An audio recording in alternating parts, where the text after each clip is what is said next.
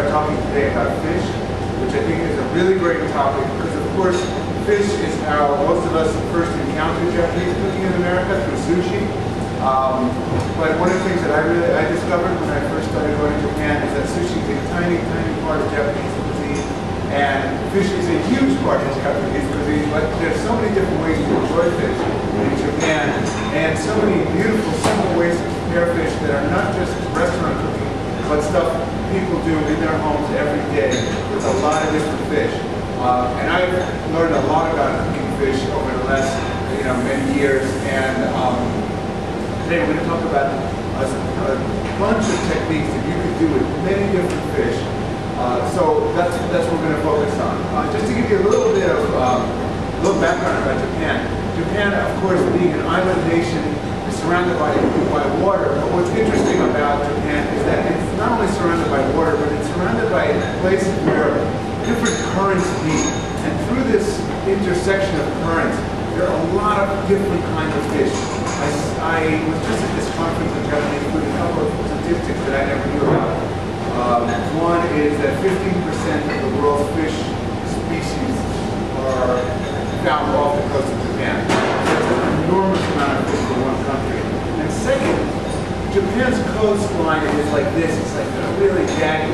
And if you stretch that coastline out, there's actually more coastline on this island the size of California than there is in the entire United States. So Japan has a lot of coastline, a lot of places for fish to hide. I mean, again, one of the things that always fascinated me about Japan is I go to these little fishing villages, and fishermen would go out in small boats.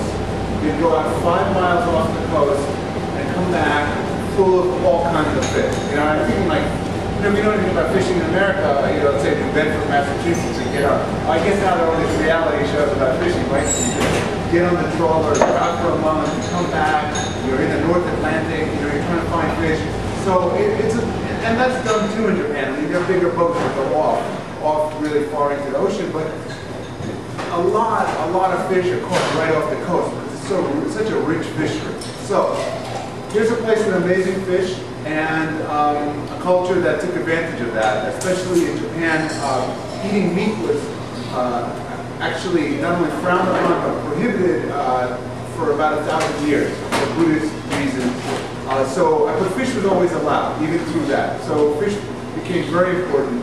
Fish is very symbolic in the culture. You eat certain fish to celebrate certain things, or to recognize certain festivals, or things that happen within your life.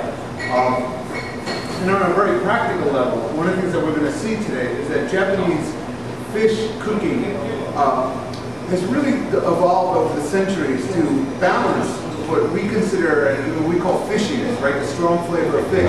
But there are Japanese ingredients like sake, like miso, like ginger, and even salting fish that balance this sense of fishiness in fish and kind of diminish that and make fish much more palatable and enjoyable. And we're going to talk about that. These are really simple techniques to do.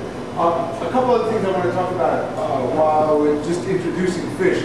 In America, we tend to eat fish as a fillet, and we eat very few kinds of fish. Salmon, cod, a couple of things. In Japan, as I said, there's so many different fish that people eat a lot more fish, kinds of fish. Plus, you're eating a lot of fish on the bone, and you're eating every part of the fish, so the head is prized. In small fish like sardines, the guts are delicious when it's like salt-grilled sardines.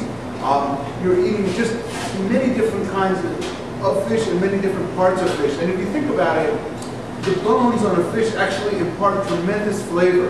And I talked to friends of mine from Japan and America, and they're like, well, I'm really bored with the fish that's here. Like the fillet of mahi-mahi is too dry, it doesn't have a lot of flavor, because you're not eating the fish off the bone, you're not eating oily fish. And one of the things I talk about when I write about Japanese food, or write on my blog, or talk in the cookbooks that we're writing, is trying to introduce a lot of different fish that are really easy to get in America, but as Americans we don't eat enough of. I mean, sardines are a great example.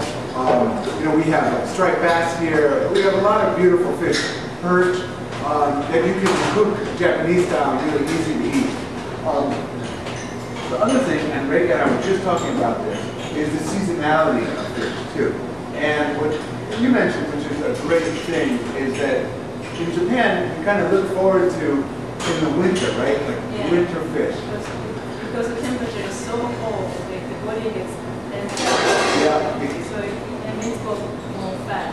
And now what's the word for that in Japanese? Isn't there a way to describe the flesh of the fish?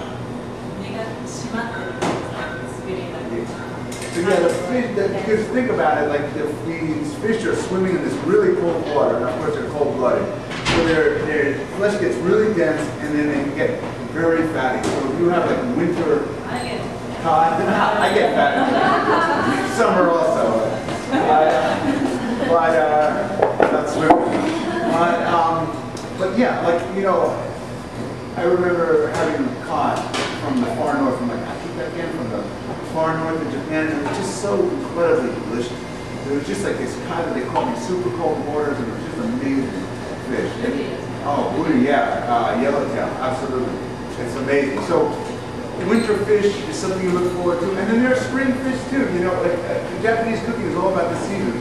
So in the spring, for example, you have this river fish called ayu, and it has, I mean, in English it's called sweet fish, but it's basically you call it ayu, which is a little river fish. And in the spring, before they get too big, and just as they're kind of reach a certain size, they're just unbelievably good grilled, and it's quite a delicacy in Japan, and it's quite an art to grill ayu. Just itself, without anything. I mean, just salt a little bit and then grill. It's amazing fish. So all through the seasons, you have different fish that people really enjoy. I'll just give you one other example, which is really interesting, with katsuo, which is a type of, we call it bonito. It's a type of tuna, skipjack, and it's a very integral part of Japanese cooking. And it's dried and naturally preserved, and it's smoked, and it goes through this whole process to make what we call bonito flakes, katsuobushi, which is an element of dashi, the fundamental stock of Japanese cuisine.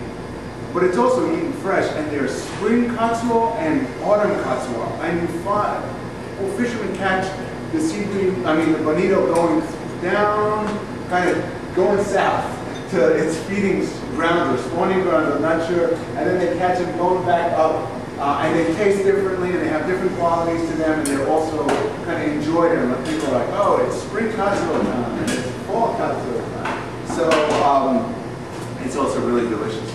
Now, another thing that I wanted to talk about, and this we're going to see Abe get in action here, is one of the amazing things about Japanese cooking as well, is that the act of cutting is an element